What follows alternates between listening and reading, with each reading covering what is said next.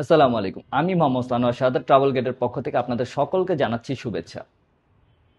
ইদানিং সোশ্যাল মিডিয়াতে জাপানের ভিসা সম্পর্কে দুইটা কথা সবচেয়ে বেশি শোনা যাচ্ছে। প্রথম কথা, কোনো ধরনের ভিসা ফি ছাড়াই আপনারা জাপানের ভিসা আবেদন করতে পারবেন। দেখুন, জাপানের ভিসা আবেদনের ক্ষেত্রে কখনোই বাংলাদেশিদের কোনো ধরনের ভিসা ফি ছিল না। এখন ভিএফএস এর মাধ্যমে অ্যাপ্লাই করার কারণে আপনাকে সার্ভিস চার্জ দিয়ে তারপরে ভিসার জন্য আবেদন করতে হচ্ছে। দ্বিতীয়ত, আপনার যদি ৩ বছরের রিটার্ন থাকে, ট্যাক্সের রিটার্ন জমা দেওয়া থাকে, সেই ক্ষেত্রে আপনি ভিসাটা খুব সহজে পেয়ে যাবেন। কিন্তু বিষয় হলো, আপনার যদি ৩ বছরের ট্যাক্স রিটার্ন দেওয়া না থাকে, সেই ক্ষেত্রে আপনি জাপানের ভিসার জন্য আবেদন করতে পারবেন না। এটা একটি ম্যান্ডেটরি ডকুমেন্টস।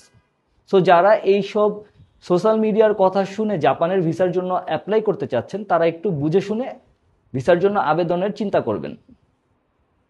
ধন্যবাদ।